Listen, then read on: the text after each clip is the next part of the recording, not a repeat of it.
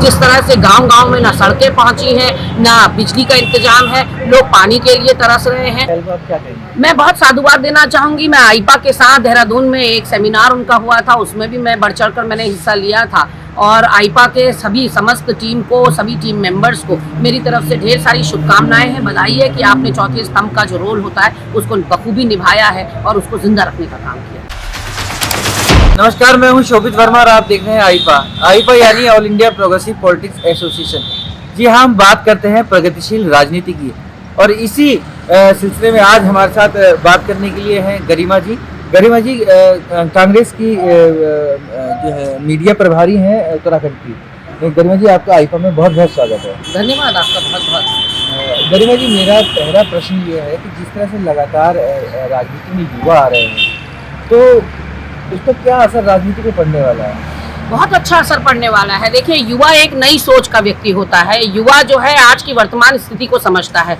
युवा भूतकाल और भविष्य का मिश्रण है। कहीं ना कहीं जो वो पढ़ता है, देखता है और बहुत लॉजिकल थिंकिंग होती है युवाओं की और वो सब चीज़ों को भली भांति समझ कर ही अपना एक तो मताधिकार का प्रयोग करता है। और जिस तरह से लगातार युवाओं का राजनीति में रुझान बढ़ रहा है, पहले राजनीति के क्षेत्र को अच्छा नहीं माना जाता था, तो लोगों को एक बहुत ही सेट माइंड था कि हमें डॉक्टर या इंजीनियर बनना है। लेकिन अब जिस तरह से लगातार बढ़ोतरी हो रही है, इजाफा हो रहा है उस संख्या में, जब लोग लगातार राजनीति की ओर रुख कर रहे हैं, ऐसे में मुझे लगता है भारत का भविष्य, देश का भविष्य बहुत सुरक्षित हाथों में है और युवा आएगा तो निश्चित तौर पर एक सुनहरा भविष्य भारत देश का लाएगा। उसके कंधों पर ही तो हम भविष्य की कामना करते हैं, मनोकामना करते हैं। तो ऐसे में मुझे एक बहुत अच्छे लक्षण के रूप में ये दिखाई पड़ता है कि युवा जागरूक हो रहा है, उसको अपने राजनीतिक परिदृश्य के बारे में बहुत वो सजग है और उसके देश में कितना विकास हो रहा है, कितना नहीं हो रहा है, इससे वो मतलब रख रहा है। तो इंटरेस्ट उसका जो जागरूक हो रहा है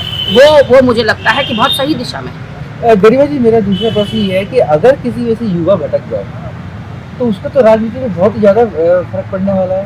कहीं ना कहीं एक विस्फोटक संख्या ना बन जाए। निश्चित तौर पर आज जिस तरह से लोग विकास के नाम पर निरुत्तर हैं, रोजगार, महंगाई, भ्रष्टाचार के नाम पर निरुत्तर हैं, महिला यौन उत्पीड़न और किसान दुर्दशा पे निरुत्तर हैं, तो ऐसे में धर्म की आड़ ले रहे हैं और इस धर्म की अफीम को चटाया जा रहा है। पूरे समाज में नफरत का, एक भय का, एक डर का माहौल व्याप्त किया जा रहा है और कहीं ना कहीं मुझे लगता है कि युवा अपनी बेरोजगारी के लिए सवाल ना कर सके, इसलिए उसको नशे में डाला जा रहा है। यहाँ स्मैक का चलन भारतीय जनता पार्टी के राज में बहुत ज्यादा बड़ा है। युवाओं के दिमाग की नसों को सुन करने के लिए, ताकि वो आपसे कोई सवाल जवाब ना कर सके, ये करने की पूरी कोशिश की जा रही है और युवाओं को नशे की गिरफ्त में जितना ज्यादा डाला जा सकता है उसकी कोशिश की जा रही है। तो लेकिन ये कुत्सित मानसिकता के लोग अपने जो इनके प्रयास है उनमें सफल नहीं होंगे और मुझे लगता है कि युवा बहुत बढ़ चढ़ कर इस राजनीति में अपने मताधिकार का प्रयोग करेगा और सही व्यक्ति को अपने विधायक के रूप में चुनेगा, ऐसी मुझे पूरी कामना है। क्योंकि हमारा साक्षरता प्रतिशत बहुत अच्छा है।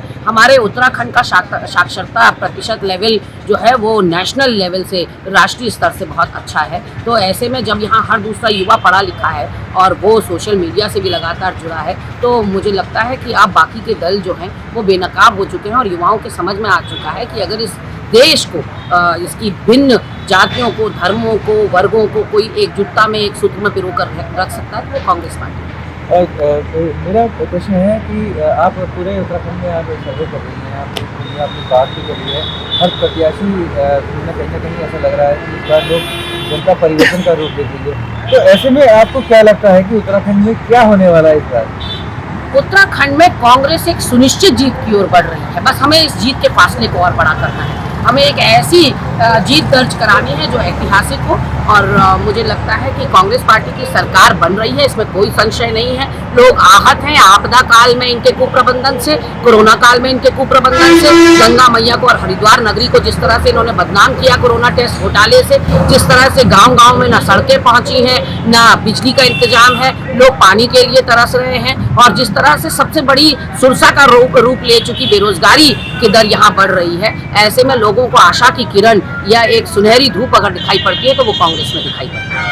आम आदमी पार्टी को लेकर आपको क्या मतलब है? आम आदमी पार्टी का यहाँ कोई वजूद नहीं है। आम आदमी पार्टी सिर्फ यहाँ जो है लोकतंत्र का जो मेला चुनाव होता है उसमें केवल डुगडुगी और ढपली लेकर आए हुए हैं, एक दुकान सजा रहे हैं, लेकिन लोग उनकी मुफ्त की योजनाओं में बिल्कुल यकीन नहीं कर रहे, क्योंकि उत्तराखंड का व्यक्ति मूल रूप से स्वाभिमानी व्यक्ति है। उसको मुफ्त कुछ नहीं चाहिए, उसको भीख या उसको खैरात नहीं चाहिए। आप उसको रोजगार दीजिए, वो इतना सक्षम है कि वो अपने सारे बिल भर सकते हैं। मगर मैम क्योंकि अरविंद केजरीवाल कुछ दिन पहले यहाँ आए थे हरिद्वार में, उन्होंने प्रेस कॉन्फ्रेंस भी कर लिया, बड़े बड़े इवेंट यहाँ पर करे। उन्होंने कहा कि हम दिल्ली की तरह उत्तराखंड को बनाना चाहिए। दिल्ली में हमारे जो स्कूल थे, हाँ, शायद अरविंद केजरीवाल उसी की बात कर रहे हैं जो 660 के करीब नए दारू के ठेके दिल्ली में खुल चुके हैं। शायद वो उत्तराखंड के लिए उसी की बात कर रहे हैं। 40 मोहल्ला क्लिनिक आप खोलते हैं, डुगडुगी पीटते हैं 40,000 के बराबर, और उन मोहल्ला क्लिनिकों की जो हकीकत है, असलियत है, वो इस कोरोना काल में खुलकर रह गई। जहाँ डॉक्टर और नर्स और दवाई होनी चाहिए थी, वहाँ कुत्ते लौट रहे थे।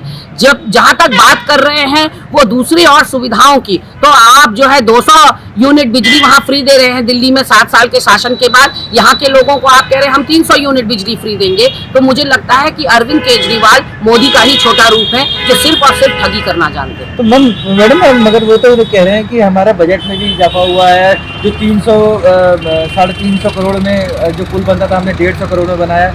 तो ऐसे में उन्होंने कैसे, मुझे नहीं लगता कि अरविंद केजरीवाल के लिए दिल्ली में कुछ करने की कोई भी कोर कसर शीला दीक्षित जी छोड़ गई थी। स्वर्गीय शीला दीक्षित जी सारे फ्लाईओवर, सारे पुल, सीएनजी सब कुछ दिल्ली को ऑलरेडी सौगात के रूप में देकर जा चुकी थी। उनको जो है लगी लगाई थाली जो है अरविंद केजरीवाल को मिली, और उस सारे विकास का श्रेय वो खुद लेते हैं जो शीला दीक्षित जी ने किया। अरविंद केजरीवाल जी एक फ्रॉड नेता हैं, और मुझे लगता है कि उनका फर्जीपना यहाँ उत्तराखंड की साक्षर जनता के बीच में नहीं चलेगा।